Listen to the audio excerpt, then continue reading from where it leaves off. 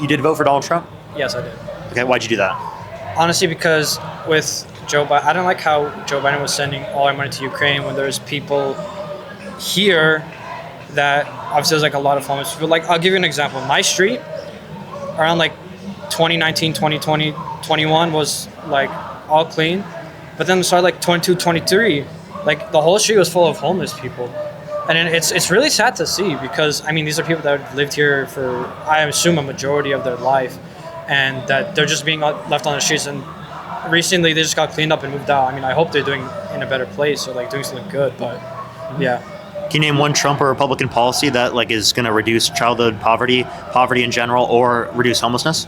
Well, I could say that, I mean, when you stop spending on the outside stuff, because the deficit was very high, once you stop the deficit, like spending for other country and focusing more on internally, you can use that money to basically help out other people that may need it here. Mm-hmm. Yeah. Did you know Donald Trump signed off on $4 trillion more debt-related spending under his administration, $8.4 trillion overall, $4.8 trillion non-COVID related, comparative to the Biden-Harris administration, $4.3 trillion overall, $2.2 trillion non-COVID related. All right, and then also for his next administration, the campaign plans would be $4 trillion more than Harris's, according to the Committee for Responsible Federal Budget, which is a bipartisan/nonpartisan committee from the federal government.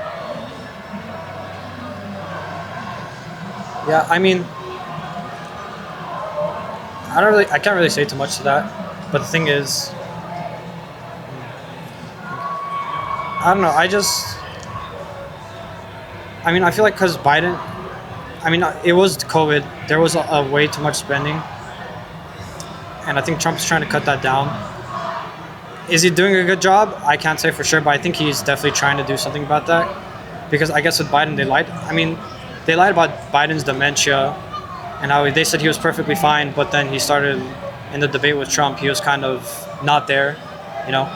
So that's the thing I'm not really too sure about, like with the Biden-Harris administration. They say a lot, it's with both parties. They say a lot of stuff, but they don't really do it. But I feel like with Biden, it was more prominent. Yeah, if you look at the debt-related spending, though, Trump did sign off on more debt-related spending, so the deficit would be worse because of Trump. And then if you want to look at, like you said, Biden has dementia, there were neurological reports that indicated no signs of dementia. Now, I do agree that there was cognitive decline with Joe Biden, and he's not, like, fit to the degree that I would like for a president of the United States, but I think both those things are true for both Biden and Donald Trump. And if you cared about those things, you would have voted for Kamala Harris, who isn't cognitively declined, compared to Donald Trump, who literally talked about us doing transgender operations on mice when it was transgenic, which is like specifically to like study like diseases that affect human beings to make actually like mice like more human-like in terms of how their biology responds. Secondly, like he like would make up things all the time about waste spending. Like he's brought it up a million times. Immigrants he'll make up lies about. He has 30,000 confirmed lies under his administration. So if we cared about like lying, we wouldn't have supported a candidate that lied about the 2020 election or had all those lies, right? But one of them was more prominent than the other. When you're saying, so the Democrats are basically saying Biden is fit to be president, but then they're saying no, he's not. And then Kamala came up. When did they have a vote for Kamala? That's like what I'm not too sure about, to like as a candidate for the Democratic Party. So there was no specific like vote by the people. Now 80% of the Democratic Party, according to an AP poll, did support her as the nominee. So like she was overwhelmingly supported by the party. So it wasn't like the party didn't support her. And secondly, she was the vice president. Like when the president steps down, the vice president typically steps up within the party, especially that close to an election. The same thing would have happened if Trump stepped down at that time. It would have been JD Vance that stepped up, right? Yeah. And I don't think we would have said anything about that. Now, I think that if you were talking about like what's the threat to democracy, you wouldn't have voted for Trump because he literally said the 2020 election was won by him. He still says that to this day. And he called for the termination of all rules, regulations, and articles, even those found in the Constitution, because he didn't like the 2020 election results. How do you feel about that one? But let me ask this. Why was there was so much less voter turnout than in 2020 to 2024? But I don't know why is that? Actually, not much. A lot of the votes got counted later on. I saw people say like 15 million before. Actually, it was so for Trump got 77 million. Prior, he got 74 million. Okay. And then for the Biden-Harris administration, Biden originally got 81 million, and Harris got 75 million. So they did lose 6 million voters, which is a hell of a lot of people. I do agree. But what I would attribute that to is that people had said that just because inflation happened under the Biden-Harris administration was caused by them, even without them causing anything. I don't think they cause inflation. I think Donald Trump's policies actually are inflationary, like tariffs, like that he just implemented on Canada, Mexico, and China. Yeah. So the thing, they impose a lot of tariffs on us also. Basically, the U.S. is the wealth capital of the world, where people can just come in and spend a lot of money. Like it makes sense what he's doing, but is it right? I can't say for sure. But I do think that tariffs, if he goes through with what he says about tariffs and removing federal income tax instead, like if you remove the tax and replace it with tariffs, as long it doesn't, like you don't spend more on the tariffs than the tax, I think it could be beneficial for people. Okay, so I just want to let you know, a tariff is a tax. Yeah, right? no, I know. And But I'm saying if you remove the tax and you replace it with the tariff. I understand, but here's my issue with that. I'm just letting you know, as like background knowledge. So tariffs specifically, they are a tax, and they actually are a regressive tax, meaning that they tax people in the low and middle income thresholds more proportionally speaking, comparative to their income, comparative to rich people. Whereas like the income tax is a progressive tax rate, meaning people who are richer, more wealthy, with more disposable income pay a higher tax rate. So what you're actually doing is you're shifting the tax burden from people who are rich to people who are lower and middle income. And that's not who I think should be paying the taxes to the degree they do, because they don't hold most of the wealth. The top 3 billionaires own more wealth than the bottom 50% of the country. Yeah. I mean, most of their wealth is just in stocks, and then if they try to sell the stocks, it'll just be a big crash. So their wealth is mostly like illiquid unless they get a loan on it to pull it out. They can do loans on it. So then maybe we should make a law meaning that like if they say it's unrealized, they shouldn't be able to get taxed on it, then they shouldn't be able to use it as leverage like Elon Musk did to buy Twitter. Where he used like his Tesla stock as leverage because it's unrealized, right? So he doesn't have to pay taxes on it, but it is realized insofar as he has the value so that he can leverage it against other debts, right? That makes sense. The only thing would be is because how it's being used is basically to like boost the U.S. economy. They're just dumping more money into the economy for, I mean, is it right or wrong? I'm not too sure. But if you're dumping money into economy, that's what the U.S. likes. That's what the tax code is basically saying. Like, oh yeah, we want you to put as much money as it, and it will give you benefits for it. So. Did you know it actually reduces jobs in the United States and reduces GDP? Because plenty of production imports, right, that the U.S. relies on for American businesses come from either materials or labor that they have a comparative advantage to produce in countries around the world. So it actually make the goods made in America less profitable because they rely on those particular aspects of the production process from other countries. So that will actually reduce American businesses. Plus the American businesses in exports, right, like agricultural goods, right, they rely on global demand. If you have no global demand or reduced global demand because of tariffs, well, then you're actually going to decrease the level of profitability for farmers, which harms them. That's why Trump had the farm bill when he originally put in tariffs. I see.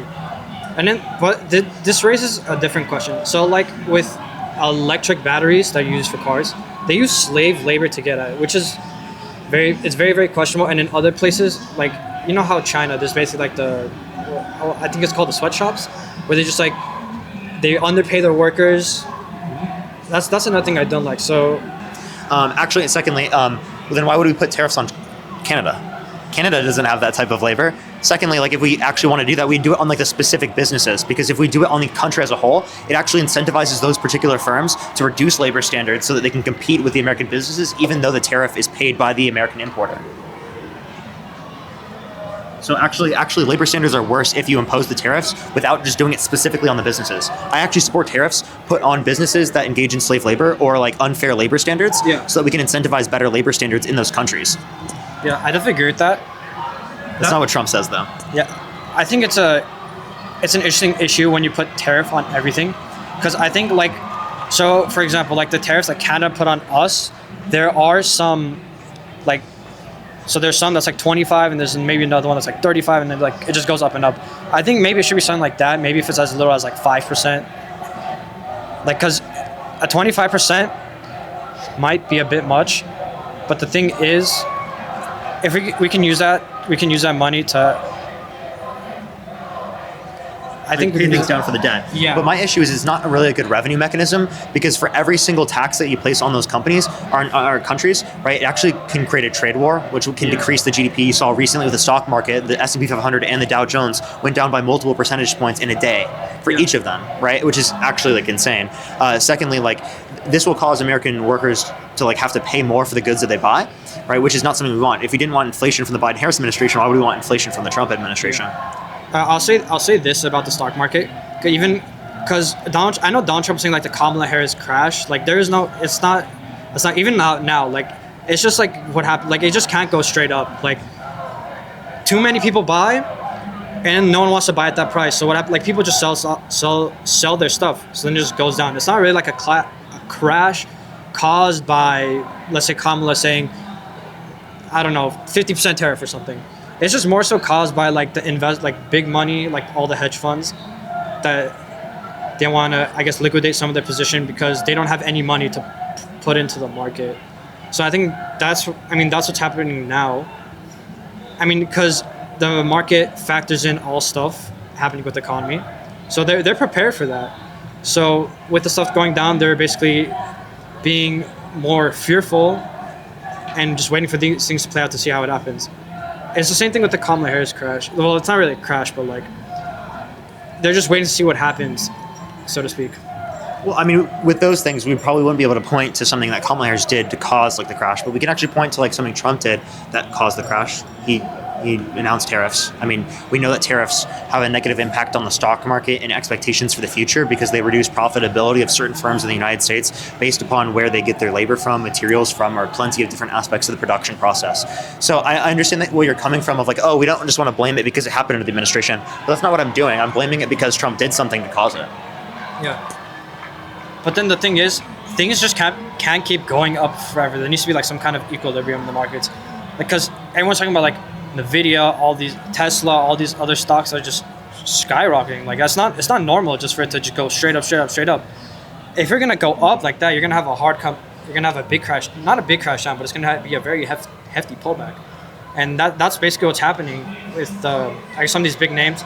The S&P, it's a little bit more than I would have liked, but it's not anything crazy. That's why it's always recommended if you're gonna invest in the stock market, don't go too heavy, and if it does in fact pull back, just buy more.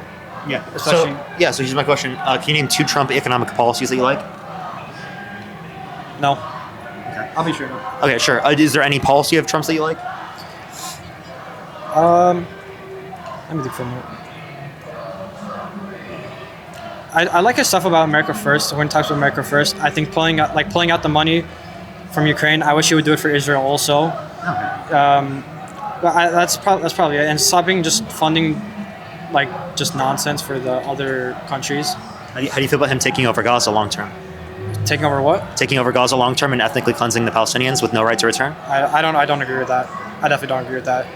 I mean, I can bring up biblical stuff that like, but Are you Christian? I am Christian. Yeah. I mean, you wouldn't support that though, right? Even as a Christian? Yeah. I mean, because both like if we're speaking on terms of a Christian, both sides have their fault. Like, there's no like. I would say Donald Trump's not even a Christian. You agree in order to be a Christian, you need to repent, right? Yeah, I know. You've seen that clip, the C-SPAN clip of him saying that he's never asked God for forgiveness. Yeah, I don't like go too deep into it because I feel like everyone's gonna attack me. No, but like I see that, but I'll say this. I don't agree with what they're doing in Gaza. Definitely, I don't like how we're sending too much money to Israel. We say America, like I know I said America first, but we just stopped funding all other countries except Israel. That's like the one thing I don't like. So I mean, do these policies seem America first? He says he might use the military to take Panama and Greenland. He says that he wants to own Gaza in the long run. Doesn't seem very America first to me. I mean, well, if you're saying we want to own it, I mean, you can, I guess, argue in a sense that you're adding more land to America. It's wrong. I'd say it's wrong, but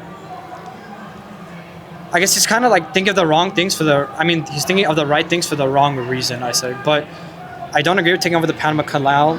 Sure. Yeah. I guess my next question I could bring up is: would you ever support a candidate that said they would date a 10-year-old girl in 10 years? I feel like Trump said that, didn't he? Yeah. I mean, well, that's pretty bad to say. I can't really defend that. Like to a 10-year-old's face, by the way. Undocumented immigrants, if we're going to reference undocumented immigrants in particular, commit violent crime, drug crime, and property crime at multiple times lower rates than natural-born U.S. citizens. So if we cared about like violent crime, we wouldn't have voted for like Donald Trump. He pardoned people who pled guilty and admitted to violently assaulting police officers on January 6th. So he actually released violent criminals into the country. He's a convicted criminal held civilly liable of sexually abusing a woman. We wouldn't let someone like that immigrate into the country legally. So why do we have harsher qualifications on who's allowed to legally immigrate to the country comparative to who's allowed to be president of the United States? Because typically, I don't think that just because you're a citizen means you're qualified to be president, right? Yeah. There are infants that are citizens I don't think are qualified to be president. Joe Biden, is he qualified for president? After his decline, no. Yeah, but he's a citizen, right? Yeah. So like that's my point. Harsher qualifications for who's able to be a president of the United States compared to who's allowed to be a citizen. So why do you have harsher qualifications right now on who's allowed to become a citizen comparative to who's allowed to become president of the United States? Yeah, that makes sense. But another thing was they weren't really reporting any of like the border crossings at a certain border at the time of Biden, no? Because they basically allowed for the people to come in. Like I know there was I forget what it was called, but there's this one app where like I think it was the Haitian CBP1 app. That's the asylum, and actually started under Trump. Yeah, but the thing is, how did it become so heavily popularized and so abused? COVID. No, I'm saying like recently, because when they came to the southern border, that's what everyone was talking about. All these immigrants that came under like 22, 23, they came, they got the app, they were able to get the free stuff, and it was happening much more recently in like the 24s. That's when it started gaining like all that traction, because so many people were starting to just like come in and do that. Sure. Think about it this way. There's inflation, right, around the entire world. Yeah. Africa, Asia, South America, Central America, Europe, everywhere around the world. If there's less economic security around the world and there's more economic security in the United States, do you think that incentivizes more people to come to the United States? Yeah. I mean, I understand why the people are coming here like from immigration. Like I'm not saying, because there's foreign ifs, I can see why people would do it, but I'm not like heavily against it. Like people just come here to like try and have a better life. I get that. But I'm not like, oh, we need to deport everyone, because like if you're actually here like doing good and actually like boosting the economy somehow, then like it makes sense as long. I feel like there should be a program where like if you're here illegally and you're actually like doing something good, like we should help. We should maybe figure out a way to help out. Like give them a pathway to citizenship? Yeah. That's what I support. So anyone who's in the country who has not committed a violent crime or a bad crime, they should be allowed to stay in the country with a pathway to citizenship. For people who have committed violent crimes and or bad crimes, they should be deported on the condition that the country that they're being deported to will put them in prison. Yeah. Yeah, that's the one thing, because like I'll say this, I voted for Trump because he was kind of like the lesser of two evils. I didn't really like both of them, but Trump seemed to make more sense for me, just more so because Kamala was she's kind of like, whenever she throws stuff out, it's kind of like a word soup, and I didn't really feel confident in her, because we've had the Trump from 2016 to 2020, and things were going good. It was really good for my parents. It was really good for the people around me. It was like an economic boom, so to speak. Mm-hmm. So in 2016, the economy was good? Yeah. Did you know Obama was president? No, I'm saying like from 2016 to 2020. Like yeah. Trump got in. Yeah, Trump got in office in 2017. Obama was in office in 2016. So are you saying Trump inherited a good economy, and by the time he left, it was a bad economy with 6.4% unemployment? No, because I'd say Trump's policies helped out. I think there's a tax cuts, and my family benefit from tax cuts. We're not rich. Like at that time, we were middle class or lower middle class, and we paid way less in taxes than we normally did. Which were your taxes higher under the Biden-Harris administration? I asked my mom about it. She said they paid a little bit more, but then the thing was they also made a little bit more income. But she's saying I think it was a little bit too much for what we did. Did you know that was still Donald Trump's tax code? I did not. But the thing was, it was 23, 24. So yep, Donald Trump's tax code still the Tax Cuts and Jobs Act. My issue with the Tax Cuts and Jobs Act is that a Harvard and liberal economist, a Harvard conservative and liberal economists, both sides, indicated that there's only $8 billion GDP growth per year from the Tax Cuts and Jobs Act, with $190 billion of debt-related spending from the Tax Cuts and Jobs Act for less than $2 billion in federal revenues. So that's nowhere near enough to pay for the bill. And the opportunity cost of putting that money into, like, say, healthcare, childcare, education, housing, so many other things would have been way better, right? I would have rather given that money to people in need, right? Or people who are working class families. Like, give them help, right? Rather than giving rich people, like, disproportionate tax cuts. When was this? When did he do Tax Cuts and Jobs Act in 2017, which has a 10-year effect. Okay, so, and why didn't I guess Biden, their administration, try to stop it if it was so bad? Like, I know it was 10-year, but was there something they could do if it was that bad? Congress. The only thing they could change was in 2021, they got Congress together for the American Rescue Plan, which only thing it did was increase the child tax credit to $3,600 through them being 5 years old, $3,000 through them being 18, which when implemented reduced childhood poverty by 40 to 50%. And that's actually a policy that Kamala Harris advocated for and was running on. But yeah, it is Congress. Congress has to vote on these things. Okay, that makes sense. Yeah, so I mean, is there anything else you'd like to talk about or add? No, I say it was a good discussion. Appreciate you. Thank you for keeping it simple. Thank you, man.